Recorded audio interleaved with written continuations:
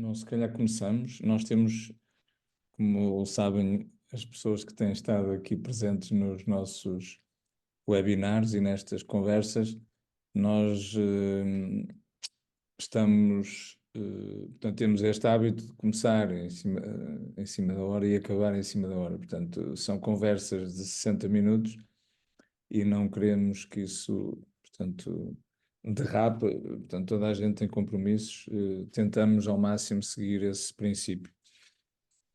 E, portanto, a primeira regra é não penalizar quem chega a horas.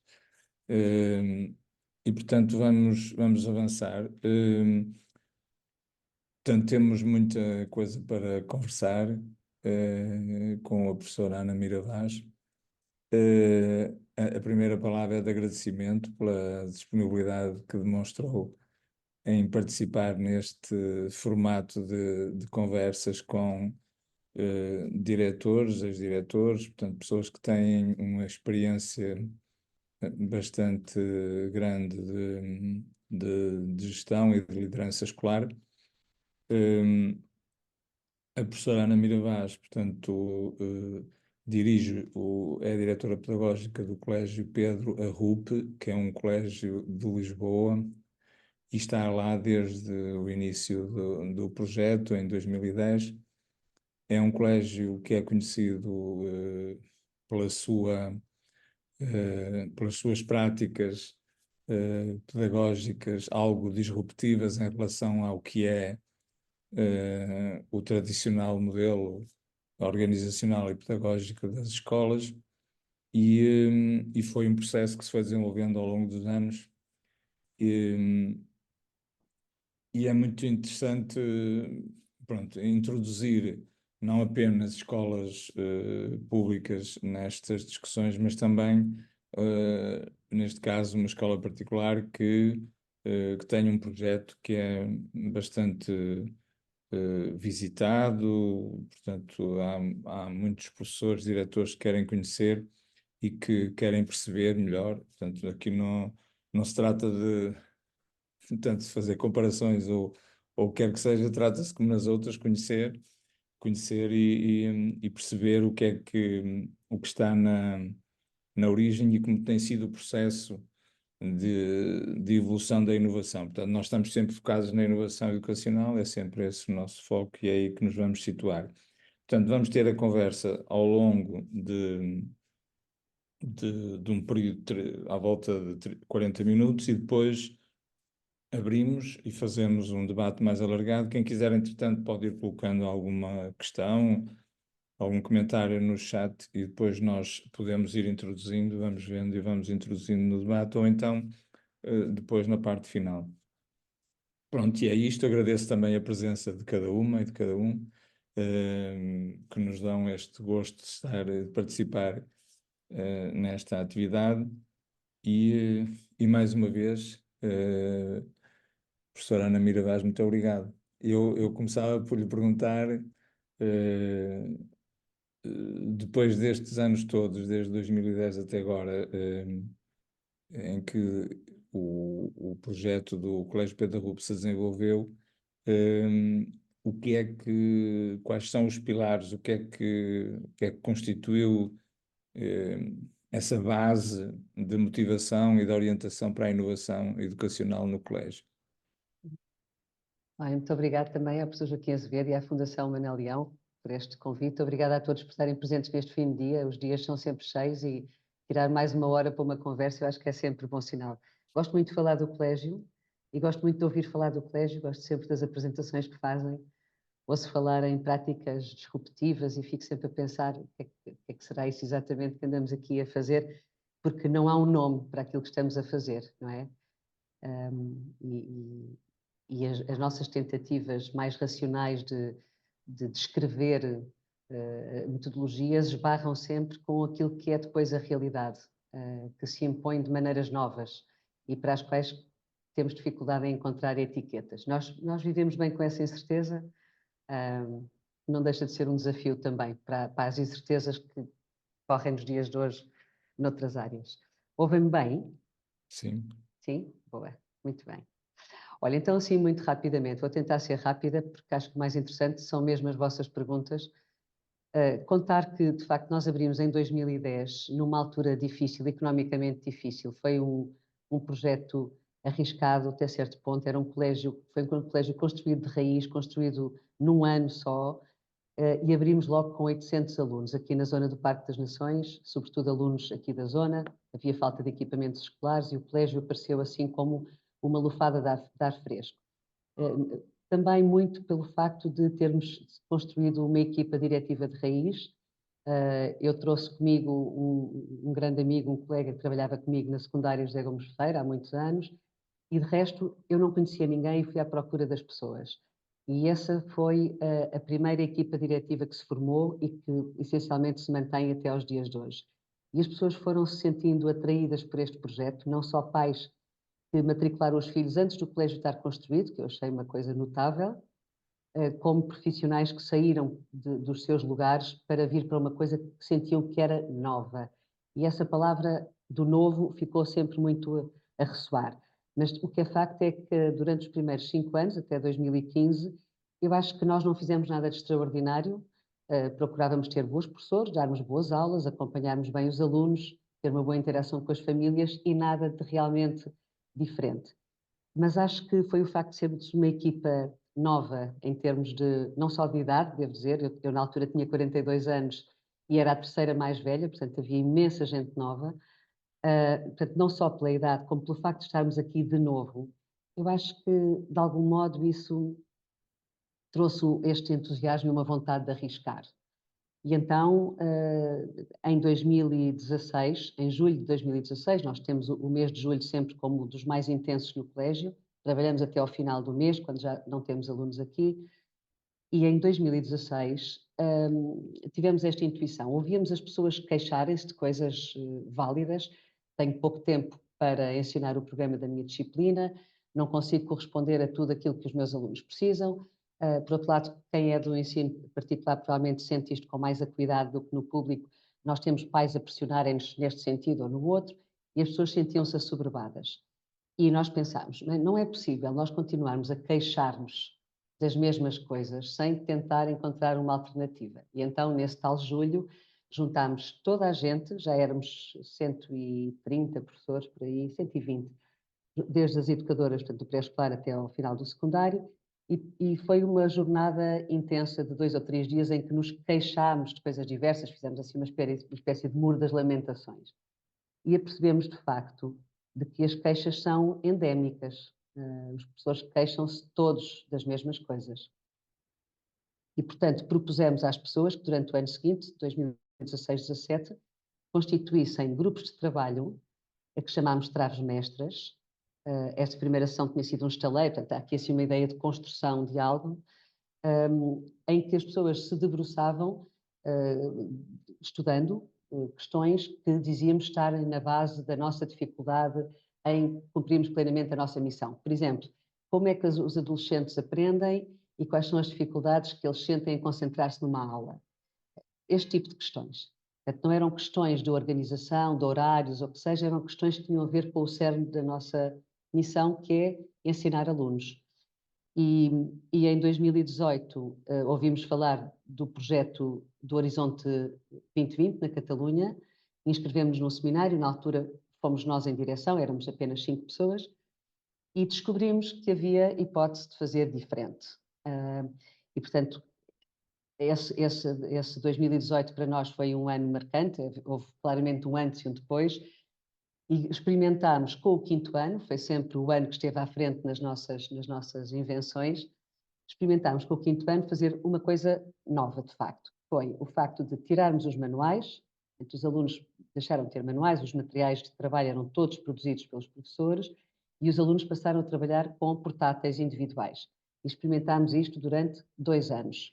E ao final desses 2 anos nós tínhamos ganho suficiente competência e a confiança de que era possível fazer uma coisa diferente ancorada nisto. Portanto, um trabalho de equipa de professores, muito sério, muito forte, muito intenso, a possibilidade de não seguir manuais, porque queríamos que os alunos fossem efetivamente à descoberta de coisas, fizessem projetos, coisas mão na massa, e percebemos que havia não só muito interesse por parte dos pais, começaram a interessar-se por este tipo de questões, os miúdos, quando chegavam a casa, contavam o que andavam a fazer e isso pareceu-lhes muito mais interessante, a conversa deixou de ser, então, quando é que tens teste de matemática? Para passar a ser, o que é que estiveste ocupado hoje a fazer com os teus colegas? E os professores começaram a sentir-se realmente entusiasmados. Eu acho que é preciso recuperar, sentimos isso como muito forte e continua a ser, recuperar a dimensão intelectual e investigativa do que é ser professor. E por isso andámos à procura, e calmo já, andámos à procura depois de uma estrutura onde estas ideias novas pudessem caber de forma alargada, não só para o 5º ano e 6º, onde estava a correr bem, mas para todo o colégio e, sobretudo, o ensino básico, foi por onde começámos.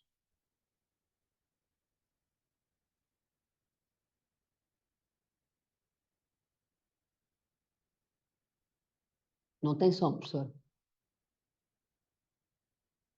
Pois é, estava aqui a tentar falar, mas sem conseguir ser ouvido. Acontece. E estava a dizer que, portanto, em relação ao arranque, eu acho que foi bastante claro esse momento, portanto, de arranque do projeto. Mas era interessante também vermos que linhas condutoras estiveram subjacentes a esse desenvolvimento, a esse processo. Portanto, vocês, portanto, de certo modo, a Ana dizia que seguiram algo diferente, algo novo, mas era bom que pudéssemos tentar dissecar um bocadinho do que é esse processo. Aqui o grande objetivo era, por um lado, que os professores pudessem realmente acompanhar os alunos e para isso eles tinham que ganhar esse tempo e esse espaço. Portanto, eles não podiam estar ocupados a dar aulas, que é tipicamente o que acontece a um professor. Está todo o dia ocupado a dar aulas, quando precisa de conversar com os alunos, acompanhá-los, apoiá-los, tem que ser sempre fora do tempo de aula, no intervalo, ficam à hora do almoço, ficam ao fim da tarde. Vemos que isso não podia funcionar assim. Depois, a questão do número de alunos por turma. Qual é o número ideal? Ninguém sabe, não é? Pronto, é 22. Talvez, pronto, eu acho que 22 por vezes é pouco, se queremos ter uma dinâmica grande em que implique muita gente, ou pode ser grande demais se quiser acompanhar de modo concreto alguns alunos com dificuldades. Portanto, o número afeto aos professores tinha que poder ser flexível.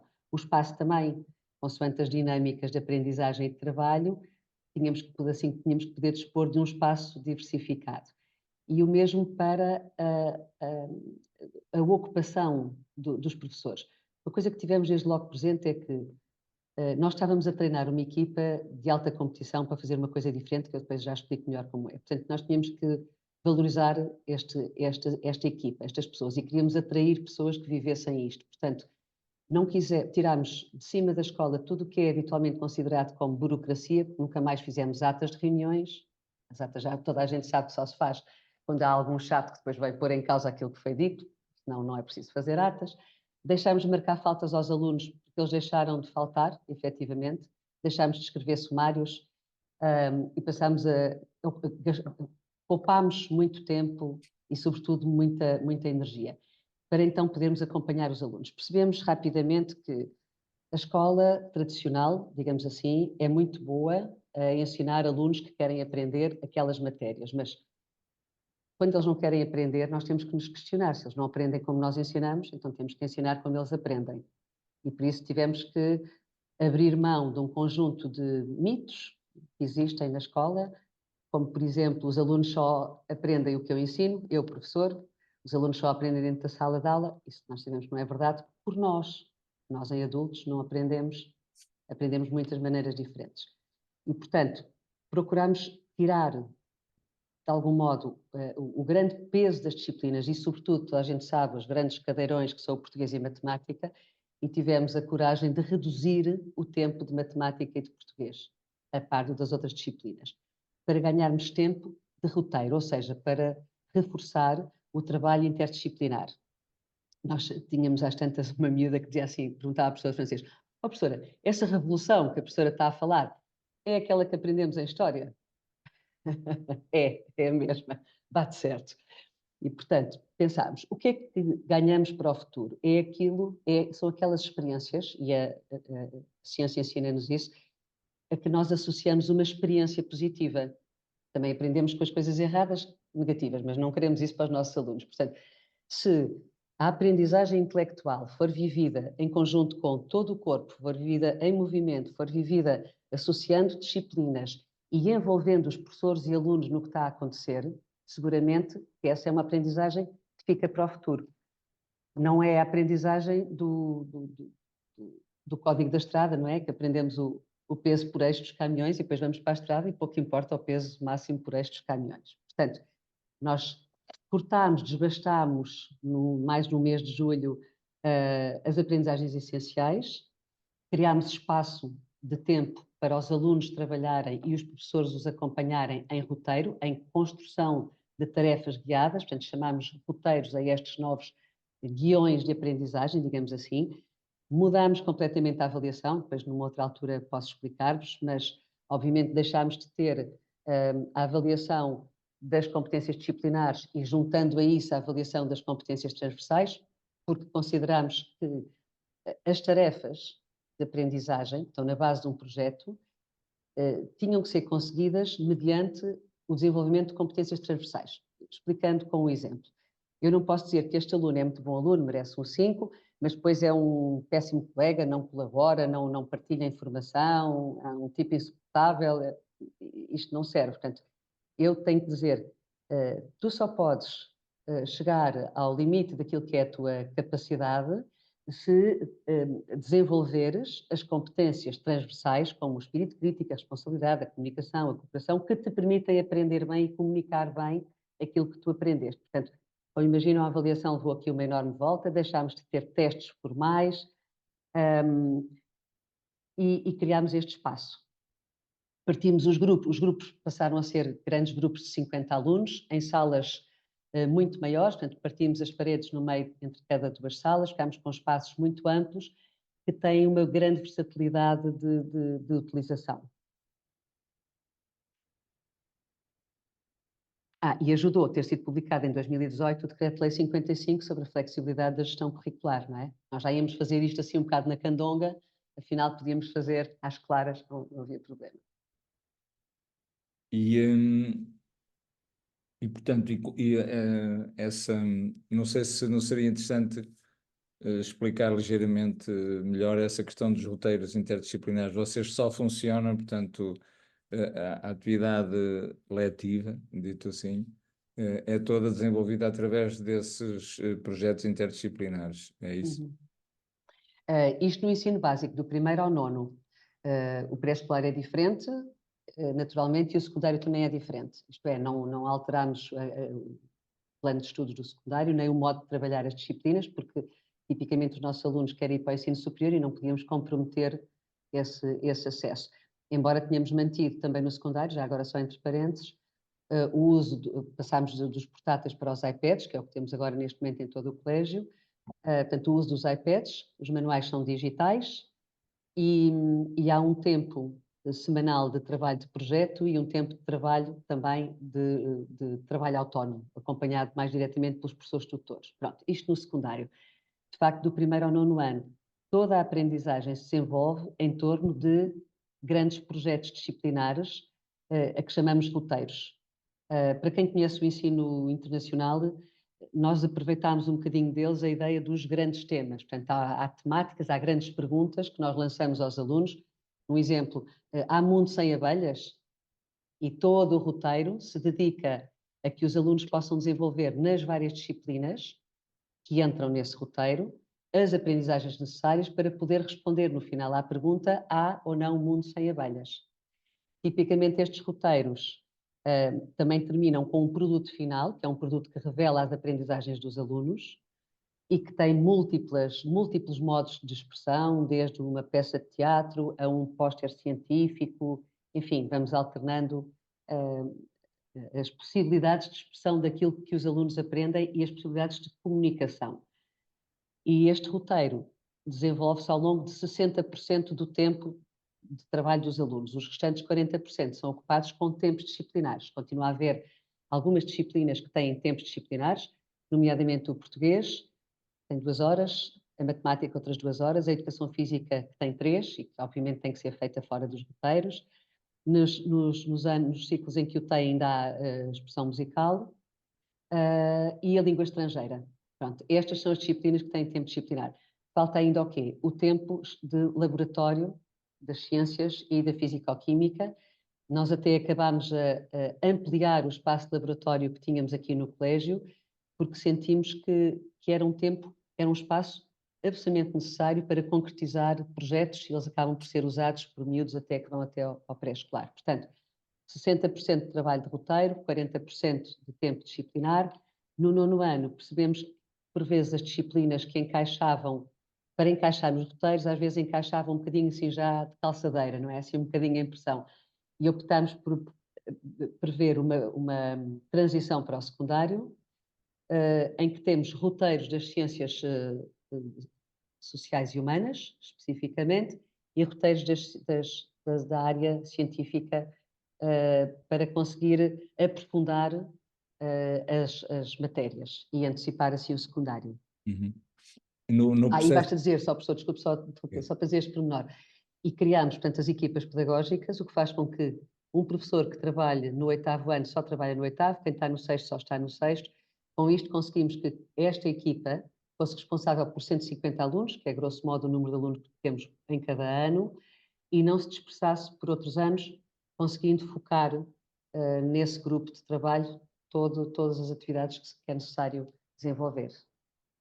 Sim, eu agora, claro, apetecia-me aprofundar algumas coisas que referiu, nomeadamente, por exemplo, como é que se construiu todo esse, portanto, passar desses 60% interdisciplinares, ou passar de disciplinar a interdisciplinar e construir esses roteiros, tanto o que é que isso implicou de esforço e tal, mas se calhar depois podemos... que vocês fizeram isso de raiz e, portanto, foi um processo construído dentro do colégio, portanto, não foi uma coisa que, assim, enquanto que o programa tem um manual e nós podemos ir buscar aqui e acolá e mais ou menos reproduzir, isso obrigou-vos a construir completamente esses roteiros de novo e fazer o trabalho de interseção disciplinar, portanto, feito pelas vossas equipas docentes. Não sei, nesse processo todo, não sei se queria, portanto, sublinhar, além desta parte mais do trabalho disciplinar, da forma de organização dos alunos, falou sempre dos grupos, do grande grupo e da equipa educativa, da equipa pedagógica.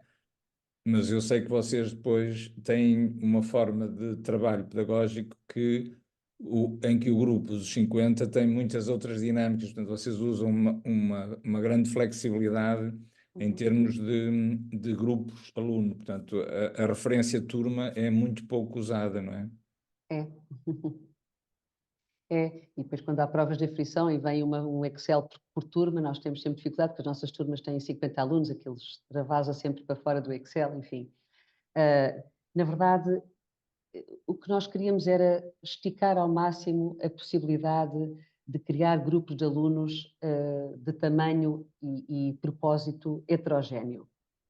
E, portanto, os 150 formam um grupo XL, depois temos 3 grupos de 50 que são acompanhados e coordenados por 3 professores, portanto, o dia-a-dia de um aluno do 7º ano, imaginem, passa-se num grupo de 50 alunos, acompanhado por 3 professores. Estes professores são um trio que normalmente é composto de características também pessoais que se conjugam, mas sobretudo porque representam áreas disciplinares também bastante diferenciadas. Podemos ter, por exemplo, um professor de História, um professor de Matemática e um de Educação Física. Estes professores desempenham o papel de tutores dos alunos, que reduziu, portanto, um diretor de turma tinha à sua responsabilidade 25 alunos, grosso modo, e passou a ter 16, 17. É uma diferença enorme. E depois, o facto de haver 3 adultos em sala de aula permite-nos criar uma dimensão educativa muito mais partilhada. Aquelas 3 pessoas têm mesmo de se pôr de acordo sobre o modo como interagem com os alunos, com a maneira como reagem ao que vai acontecendo, partilham essa decisão, é quase como uma família.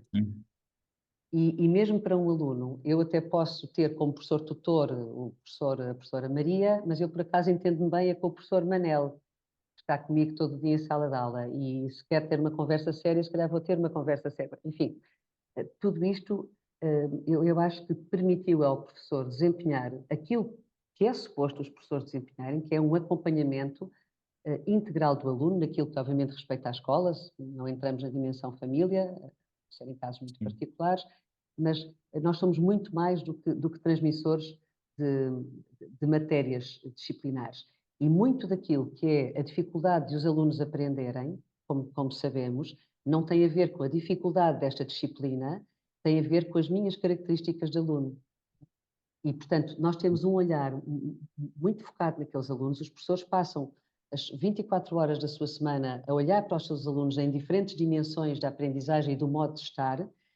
São acompanhados pelo coordenador destas equipas, que é o diretor de ciclo, que está muito presente na vida dos alunos e na vida das equipas e que faz este papel de coordenação, e também muito pelos professores e técnicos que fazem parte do CAA, do Centro de Apoio à Aprendizagem. Temos, de facto, muitas crianças com necessidades educativas especiais e a entrada em sala de aula de um professor de apoio, de um psicometricista, de um terapeuta, amplia a possibilidade de olhar para aquelas crianças em todas as suas dimensões e desocultar delas aquilo que muitas vezes é travão à aprendizagem. Mas o grupo ainda, porque ficou ainda nos 16, mas o grupo, em termos de trabalho diário, no cotidiano escolar, os grupos são mais pequenos. Os grupos, repara, sendo que partimos dos 50, nós podemos partir ao meio e fazer grupos N, temos uma porta de vidro que separa este grande espaço, e temos de um lado, por exemplo, um grupo a ter francês e outro grupo a ter espanhol, por exemplo, no terceiro ciclo. Ou podemos ter os 50 alunos entregues aos 3 professores, que na reunião semanal, que sempre existe, na tarde livre dos alunos, preparam todos os dias as atividades de todos os dias e propõem, por exemplo, para aquela tarde, que 2 professores fiquem com 40 alunos e o terceiro professor se acompanhe, em particular, estes 10 alunos que precisam de uma atenção especial ou de um estímulo particular. Portanto, não estamos a falar só de resolver problemas de aprendizagem, não é? Sim. Mas também de estimular os miúdos que são mais criativos, se calhar, a conseguirem.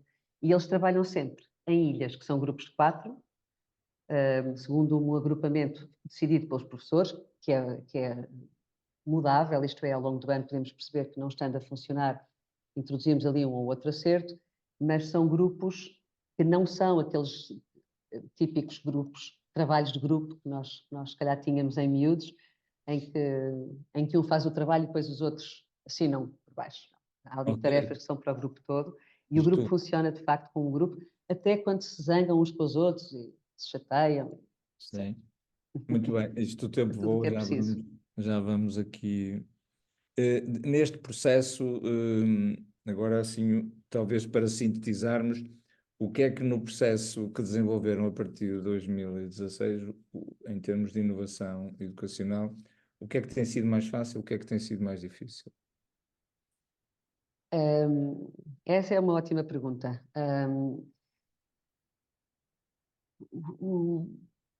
Nós procuramos desde sempre envolver os professores. Eu acho que isso é uma condição essencial para o sucesso de qualquer procura de mudança. Depois acho também que é preciso ser ousado, porque fazer operações de cosmética acabam por trazer cansaço e desgaste e não alteram substancialmente nada. Muitas vezes acrescentamos projetos, acrescentamos ideias, nunca tiramos projetos nenhuns, estamos sempre a acrescentar. E, portanto, é preciso fazer com ousadia aquilo em que acreditamos. Depois é preciso ser absolutamente coerente e claro quanto ao que comunicamos. Tem que se poder dizer, nós fazemos isto, mas não fazemos aquilo. Não querer agradar a todos, não querer que tudo seja possível, porque isso é o que eu penso que é mais crítico neste momento para a escola. Não sabe bem o que é há de ser. E, portanto, esta ousadia, esta coerência acho que é importante.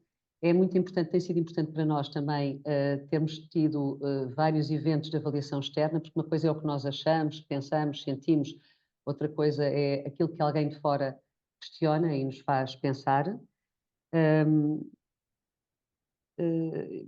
Portanto, eu acho que se é fácil é difícil. Eu acho que difícil é fazer o mesmo todos os dias. A rotina é que eu acho que nos desgasta, francamente. Sim, mas não E como encontram nós... obstáculos, mas não têm obstáculos, o processo não enfrentou nenhum obstáculo, nenhuma dificuldade. Sim, sim, temos. Olha, por exemplo, posso dizer que temos pessoas que saem do colégio. Tenho um professor de História, por exemplo, vem ter comigo ao fim de 2 meses e diz: ai, olha, eu acho isto muito interessante, mas olha, eu acho que isto não é para mim, porque eu gosto mais de dar assim uma aula em que os alunos estejam a ouvir.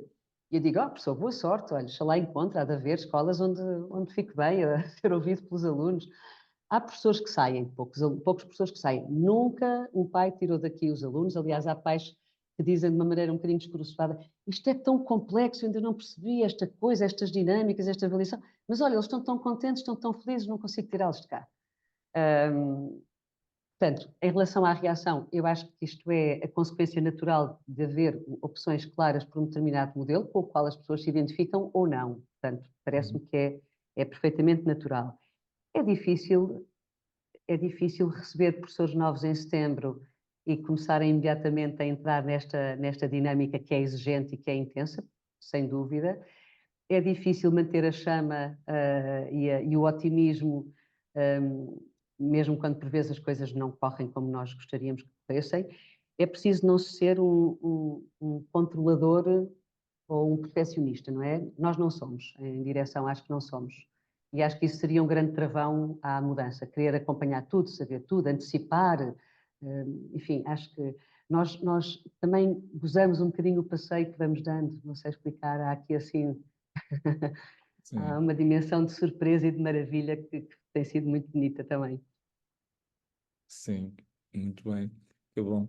E, portanto, lentamente vamos ficando aqui, a partir desta sua apresentação, vamos ficando na posse de alguns elementos. É evidente que, digamos, essa ousadia que vocês tiveram é uma ousadia, digamos, que está contextualizada, foi no vosso caso, naquele contexto e daquela maneira, e que conseguiram dar a volta. O colégio não começou como está, não é? É bom perceber-se isso, não é? O colégio arrancou com digamos, um tipo de ensino mais comum, mais tradicional, como qualquer escola, e hoje encontra-se num outro estado, e essa passagem foi construída pela equipa docente que o colégio tinha, não é? E tem. E, portanto, penso que esse aspecto ficou claro, e que a mudança é uma mudança, digamos, ousada, mais complexa, não é? E que implicou também essas mudanças de espaço físico, não é? Só para sublinhar aqui alguns aspectos que são, portanto, que é uma das mudanças que por vezes faz com que as ideias e as perspectivas de inovação digamos, se acanhem ou fiquem a meio caminho, portanto, e os projetos acabem por cair, os de inovação. Eu, assim, antes de passar a palavra a toda a gente, perguntava-lhe, portanto, claro que é difícil quem está numa dinâmica como vocês tiveram, tem um ensino, pronto, bastante tradicional, quer dar alguns passos, quer fazer estas mudanças mais disruptivas, quer avançar por ali e por lá, a partir da sua experiência, que aspectos é que focava assim como algo a levar na mochila dessa Uhum, viagem? uhum. Olha, prepararem-se para um processo longo. Isto não se faz em um ano ou dois, faz-se ao longo dos anos. Depois escolherem bem onde é que querem começar, porque antes de alargar a toda a escola é preciso as pessoas ganharem competência, experiência e convicção de que é por ali. Nós, como vos digo, começámos todas as mudanças no quinto ano, que nos pareceu um ano excelente, porque é fácil fazer articulação curricular no primeiro ciclo, até já dou de barato, o professor é o mesmo. No quinto ano, quando começa a haver disciplinas, mas os miúdos ainda estão muito moldáveis e são muito entusiasmados em relação à aprendizagem em geral, é um ano bom para testar estas coisas. E depois encontrar na escola quem são as pessoas, tenham ou não uma função formalmente assumida, que são os entusiastas da mudança. Juntar esses, mas trazer também os mais céticos. se vamos só juntar os entusiasmados, aquilo em 3 dias parte-se tudo e não pode ser. Portanto, esta mistura equilibrada e sábia de pessoas mais reticentes à mudança e pessoas mais ousadas, digamos assim, acho que proporciona também ali o ambiente mais propício a que as mudanças possam acontecer, mas de uma maneira fundamentada e estruturada. Depois é prepararem o terreno e, quando for preciso avançar, ter a coragem de virar o barco. Como vos digo, acho que mudanças pequeninas, como eu vou às vezes acompanhando em escolas, não nos trazem nada de novo e trazem muito desgaste em contrapartida. E depois não são avaliadas, nunca percebemos se houve evolução por causa disso ou não. Portanto, uma mudança estruturada e fundamentada, sistematizada, pode ser avaliada e podemos chegar à conclusão se foi boa ou não. Se não for acompanhada nem estudada, ficaremos sempre no eu gosto disto ou eu não gosto disto, e isso não nos leva assim muito longe. Pois é, eu acho que fica aqui um bom momento para fazermos a passagem, porque acho mesmo que esta questão de entre este balanço entre mudanças pequenas e mudanças mais de fundo é uma grande questão para a maioria das escolas, não é? Mas, portanto, eu agora alargava aqui a participação.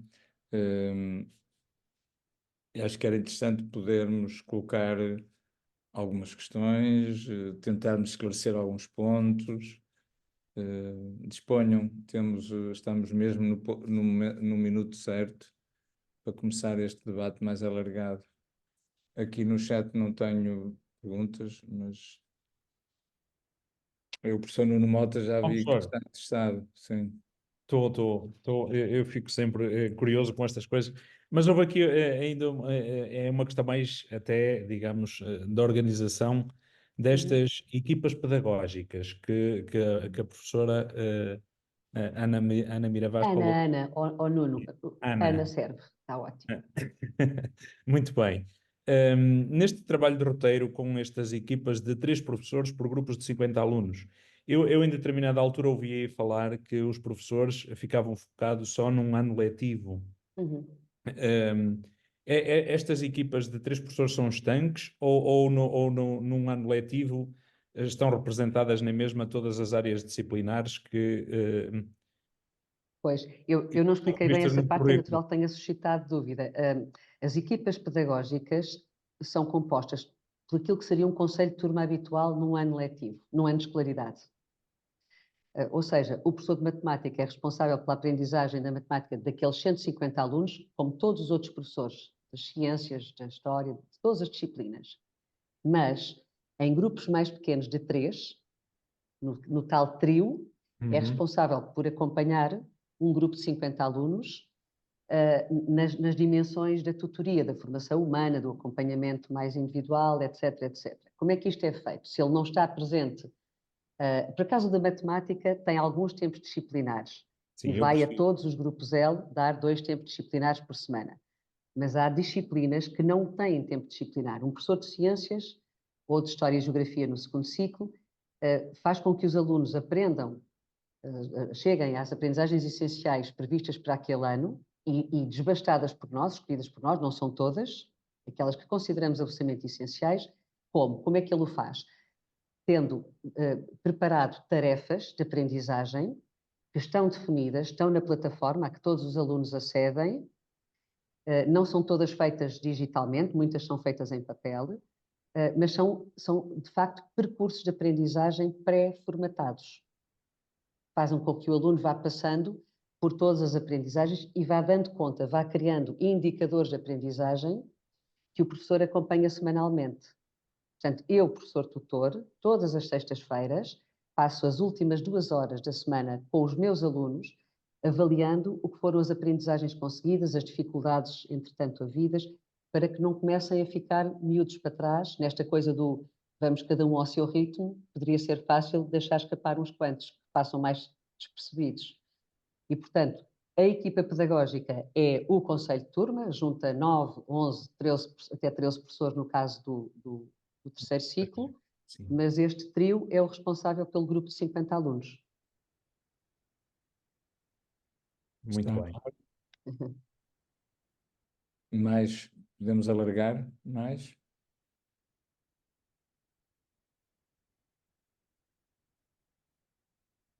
Aproveitem para tentar aprofundar mais coisas. Bem, eu já agora também teria interesse em perceber a questão da monitorização, que provavelmente vocês têm dados, e perceber qual foi o efeito que teve em termos de aprendizagem dos alunos. Não sei, uma comparação rápida entre o modelo mais tradicional e este modelo mais de inovação que vocês implementaram. Nota-se uma evolução significativa? Vocês fazem essa monitorização? Como é que os alunos, por exemplo, chegam ao secundário quando passam por um sistema que é diferente? Uhum. Olha, eles neste momento estão no 11º, os primeiros alunos deste piloto, digamos assim, pronto. Saíram-se bem nas provas finais do 9º ano, mas também era expectável. No fundo, o que nós constatamos foi uma coisa boa, que foi eles não deixaram de aprender. Podíamos pôr essa hipótese. Estamos Claro. aqui distraídos com tanta coisa, mas eles não deixaram de aprender. E ganharam algo que eu acho que só com o tempo podemos, de facto, avaliar que impacto teve, que são as tais competências transversais. E aí também tivemos um grande estudo com o Reimagine Education Lab, ali da Catalunha, que procurou avaliar que impacto é que estas as novas competências estão a ter sobre o comportamento, isto é, os miúdos comportam-se de maneira diferente, de forma visível, sim. Pois que impacto tem sobre a compreensão, isto é, eu, aluno, compreendo melhor, tenho mais espírito crítico e percebo melhor as vantagens de ter uma atitude diferente perante a aprendizagem. Sim. O que é que ainda não está medido? Porque não temos ainda tempo suficiente para o fazer. O impacto sobre o quadro mental, isto é, eu tornei-me uma pessoa diferente por ter passado por esta forma de aprender? Não sabemos. Mas à medida que forem chegando à faculdade, saindo da faculdade, nós podemos de facto ter uma percepção nos nossos antigos alunos de que impacto é que isto teve neles, sendo que o impacto que os nossos alunos que chegam à faculdade vão relatando é impactante, é positivo, mas é um parecer muito, é casuístico ainda, não é? Ainda não foi objeto de estudo. Muito bem, obrigado. Bem. E então, quem segue?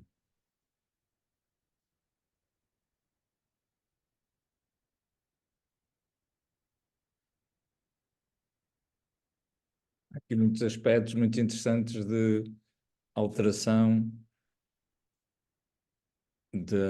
portanto, desde a componente curricular às componentes, digamos, mais do labor pedagógico, as questões da avaliação, que ainda não falamos. Não sei se a Ana quer dedicar uns 4 minutos ou 5 a dar assim um sobrevoo sobre a avaliação pedagógica dos alunos. Eu primeiro posso fazer uma pergunta. Força, bom. Boa tarde a todos. Boa tarde. Falou que o colégio também tem crianças com necessidades educativas específicas. Gostava que, pronto, eu sou de educação especial, gostava que me fizesse só um breve, como é que funcionam com esses alunos? Têm problemáticas profundas? São só dificuldades de aprendizagem?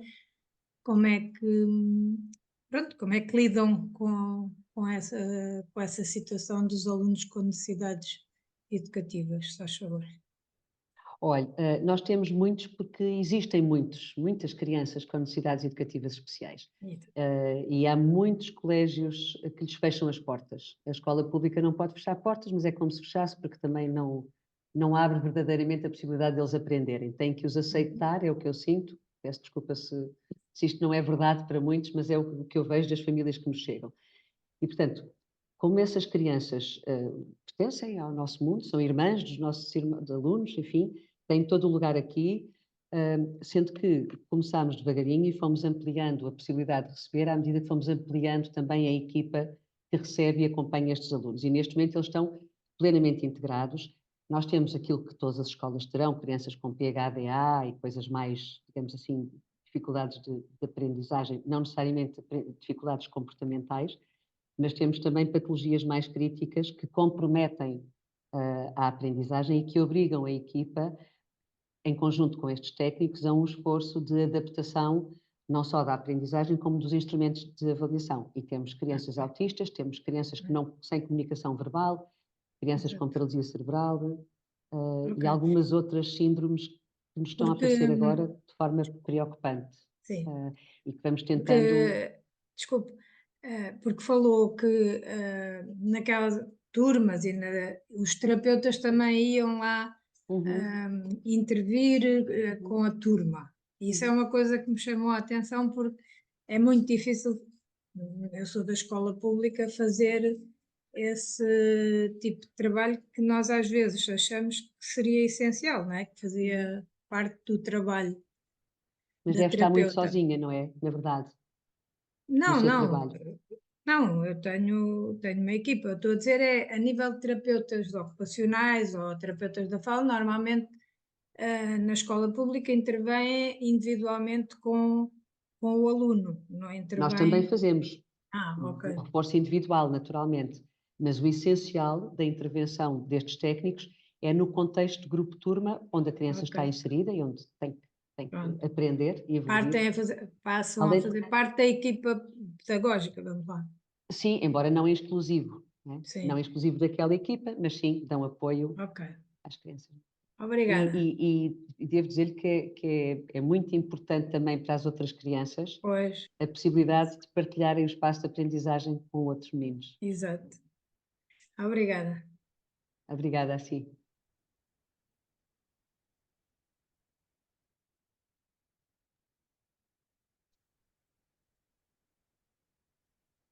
Vi aqui uma pergunta a aparecer no chat, professor. Mas depois perdia.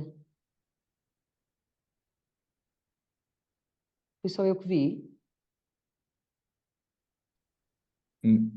Está aqui, portanto, o colégio tem alguma visão intencional sobre os tempos e espaços de recreio e sobre o tempo livre das crianças na escola?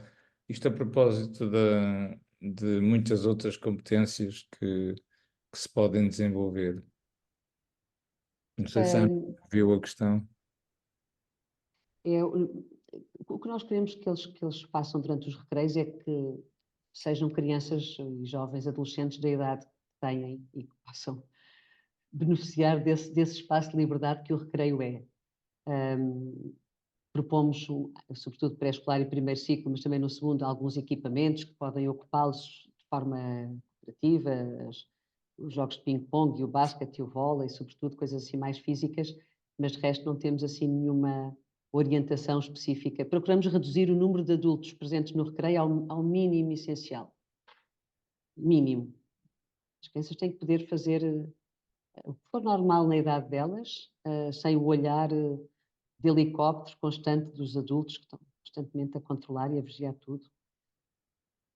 Que era o que os pais gostariam que houvesse, é quase assim uma marcação homem a homem, um vigilante para cada criança. Isso não se coaduna com a necessidade de liberdade e de responsabilidade que nós queremos que seja o espaço em que eles vivem.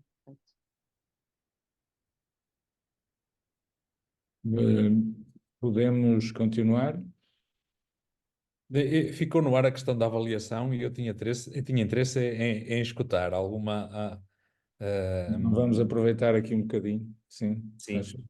Então, sobre a avaliação, nós obviamente mantemos as crianças integradas no sistema de avaliação, portanto eles têm notas até 5 no nono ano e até 20 no secundário e saem pautas no final dos semestres, passámos a semestres, não é muito significativo passar de trimestres a semestres, mas enfim, pareceu-nos mais tranquilo por haver apenas 2 momentos formais de avaliação sumativa. Em contrapartida, aumentámos os tempos e os momentos de avaliação formativa. Portanto, nós emitimos 4 a 5 relatórios anuais, em que cada aluno participa. Isto acontece desde o princípio, desde o pré-escolar até ao final do 12º ano.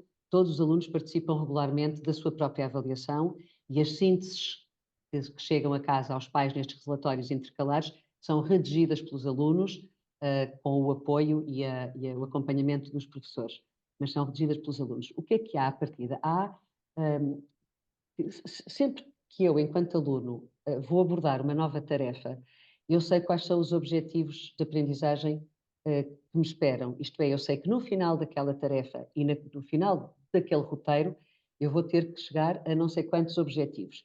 E desde logo me posiciono. O que é que eu já sei disto? Eu não conheço nada, nunca ouvi falar, não faço ideia, eu conheço, etc. E, ao longo da tarefa, o que está previsto são os tais indicadores de aprendizagem a que os professores estão muito atentos. O facto de trabalharmos com iPads permite este acompanhamento muito direto, permite, por exemplo, um feedback que não é necessariamente uma avaliação com correção das tarefas que os alunos vão fazendo, mas é um feedback que pode ser dado de forma oral, com um emoji, com uma escala simples de estrelas, por exemplo, 5 estrelas, etc. Pronto.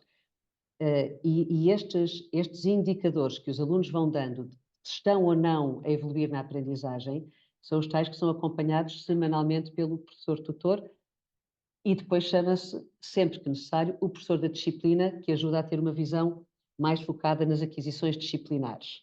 Portanto, o trabalho é feito entre um professor que tem permissão de perceber se o aluno não tem especiais entraves à aprendizagem e está a fazer o seu percurso, ou o professor da disciplina que sabe identificar se há ali um nó que é preciso desatar, porque não percebeu qualquer coisa que impede de evoluir. Pronto.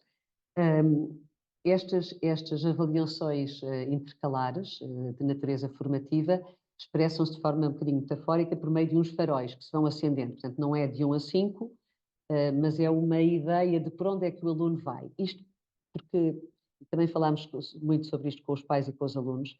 Por um lado, a escola tem este dever de avaliar e classificar.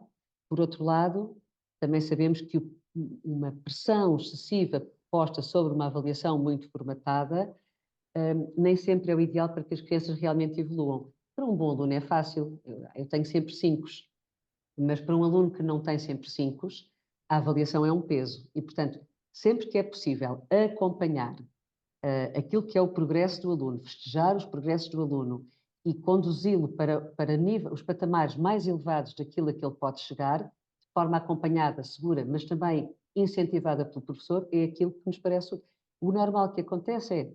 Eu chego ao mês de outubro e faço um primeiro teste, e nesse teste de outubro eu percebo que alunos tenho à minha frente. E é isso que nós queremos evitar. Portanto, esta avaliação é fruto de um acompanhamento constante em que o aluno participa, dos professores que sabem identificar em cada disciplina se aqueles sinais que os alunos vão dando, porque há gradações muito concretas que eles têm, evidências que eles têm que ir dando, são suficientes para garantir que o aluno está a aprender bem ou não. Se está, muito bem, e se não está, tem que se intervir de outro modo. Ok. Não sei É se... muito pouco, mas é muito, assim, em geral, os princípios e a Ana, prática. só uma questão que ficou aqui que me ocorreu entretanto e que eu também gostava de saber, é uma resposta muito rápida. Estes roteiros têm uma duração que vocês têm mais ou menos estipulada ou... 3, 4 semanas. Muito bem, obrigado. E tem uma existência física através de uma espécie de um caderno de apoio que agora foram transformados em versão digital. Isso. Poupámos umas quantas árvores. Eu estudei a lição. Sabe tudo. Não. Entretanto, não sei, havia aqui uma outra questão que era sobre a criação dos grupos relativamente ao primeiro ciclo. Claro que deve ser diferente a organização do grupo de turma, não é? Não, é a mesma, essencialmente, sendo que o grupo é um bocadinho mais pequeno. Portanto, em vez de termos 50 alunos, temos um máximo de 42 alunos para os mesmos 3 professores. Ok. Mais alguma questão? Já temos aqui um restinho de tempo. Ninguém quer aproveitar? A curiosidade está muito por baixo.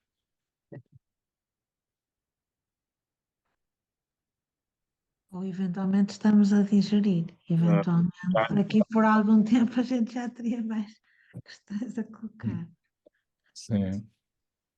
Mas ficam desde já convidados, quer dizer, eu estou totalmente disponível para uma outra conversa, uma coisa mais de uma escola em concreto, se quiserem, enfim, alguma questão mais particular, aquilo em que eu puder e nós pudermos ser úteis, com todo o gosto. Sim, e até estava agora a pensar que se calhar a RIMED poderia vir a organizar com os membros da RIMED uma visita Uhum. in loco, porque talvez pudesse ser interessante também ver, porque ganha outra, não é? Ganha-se outra capacidade de entender eh, o projeto na sua globalidade e complexidade. Sim, sim. E mesmo essas questões, por exemplo, da questão dos alunos de educação especial, tudo isso, estando lá, estando vendo, acompanhando, percebe-se melhor como é que a escola funciona e mesmo até o espaço físico. Portanto, como dizia o Malaguzzi, é o terceiro educador e, portanto, e no vosso caso o espaço físico tem uma importância enorme e não foi por acaso que o tiveram que alterar. O colégio foi reestruturado poucos anos depois de ter sido construído e, portanto, tiveram que reconstruir as salas. E acho que isso que também se pode tentar perceber e, portanto, acho que a Ana está aberta a isso. Sim, com muito gosto. E, entretanto, como está a chegar a nossa hora, não sei, e como mais ninguém. Ai, peço desculpa, sim, boa tarde. Eu gostava só de colocar uma questão que é relativa à disciplina e às questões em torno de se conseguir um ambiente de trabalho silencioso ou propício à aprendizagem. Se os professores notaram diferenças das escolas onde vinham, se é mais fácil ou mais difícil. Pronto, não considerando, obviamente, o meio social do colégio, mas o que é que, da experiência que têm, acham que seria muito difícil implementar isso por causa destas questões do ambiente físico.